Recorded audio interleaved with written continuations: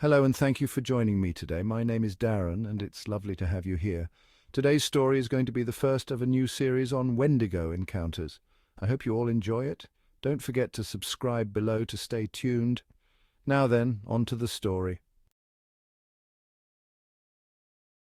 This story takes place in the backcountry of the area I grew up in. Be warned, some of this may be too frightening for some. Reader discretion is advised.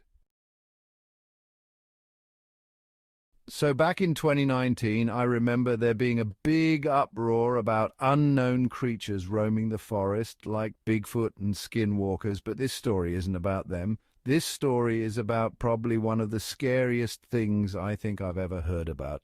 The Wendigo. A few months after one of my friends, Jacob, mentioned this big uproar, I went to see him since I had been away, enlisted in the United States Marines. I got back after being discharged, and one of the first things I did was go and see him. We were having a good old time, and he brought up the idea of going out to a little hangout spot his now ex-girlfriend took him to when they wanted to get away for a few hours. So, about 30 minutes into our shenanigans, Jacob brought up the topic of the Wendigo. The name sounded a little scary, even for me. Curious, I asked him about it. He said that if you went into the woods and said Wendigo 3 times, you would come across the scariest-looking thing you've ever seen. Me calling his bluff, I told him to prove it. To this day, I wished I hadn't. We start walking on this little path that lead deep into the thick woods close to the Alabama state line. We walked for maybe 20-ish minutes and decided we were in a good spot. I feel it's worth knowing that it had been raining a lot over the past couple days, so the ground was completely saturated with water. I turned to Jacob and he dares me to do it. I stood there in complete silence. The rest of the forest was almost silent as well, besides the tall pines swaying in the wind high above our heads. Reluctantly, I slowly started to say it. Wendigo, Wendigo, Wendigo. Then nothing happened. I let out a silent sigh of relief at the fact that nothing happened. We started to talk a little bit of shit back and forth at each other when we heard a noise in the distance. Me, still having the reflexes I had from the Marines, I immediately snapped towards the direction of the noise that were just then turning into noises. I started to move closer to the noises, and then shortly after we saw a few coyotes running across the path about 30 feet in front of us. I breathed another sigh of relief, but that relief didn't last long since I knew something was up. I didn't know what was up at first, but I just knew it was time for me and Jacob to leave. As we turned to leave the woods, all of a sudden, a tall pine tree started to groan and creak as it started to come down. Noticing this, and in a moment of pure instinct, I shoved Jacob forward as the tree came falling through the rest of the branches and landed right in between us. Jacob let out a cry of terror as the tree landed, and I hopped the tree to get to him.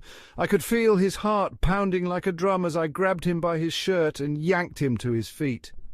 He was still terrified and still practically crying as I screamed at the top of my lungs, "Move, Jacob! Fucking move now!" I spun him around really hard, causing him to fall to his knees. I quickly got him up, and we both started to sprint down the path back in the direction we came. I didn't dare look back, and neither did Jacob. I was sprinting through the woods when a familiar sound came from behind me. "Jacob, Jacob, come quick!" It was the sound of Jacob's younger sister, Olivia. He turned and tried to get past me. The whole time he was screaming, "Olivia!" I stopped him and said, "Jacob, look at me. It's not her. Do you hear me? It's not her."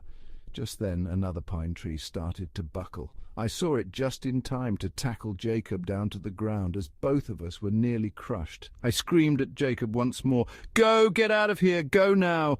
As I was screaming that, I pulled my gun out of my waistband and aimed it down the trail in the direction from whence we came. Jacob made it to the opening of the trail and turned back and noticed I was still aiming my gun down the trail. "Bradley, get out of there! Simon, hurry!" I turned and started sprinting towards him. As I made it into the clearing, a good 50 feet, I turned and me and Jacob both saw it, the thing we had ushered into showing itself. The Wendigo. It stood about 9 feet tall on its hind legs. There was practically no meat on its bones. It had really skinny legs and even skinnier arms, its skin a pale white, almost like a vampire's. But the thing I noticed the most about it were the eyes, a vibrant blue, almost like lightsaber blue for those who have seen Star Wars. Having had enough fear, I raised my gun and fired at the Wendigo. Jacob, not sticking around to see if I had killed it, turned and ran towards the car. I turned and did the same thing as he passed me. That was my first experience with this so-called Wendigo, and I pray almost every night I never have to encounter something that terrifying again. Thank you, and please feel free to give this video a like if you enjoyed it. I'll be uploading new stories daily, so subscribe to stay tuned. See you soon, and remember, stay vigilant and stay safe.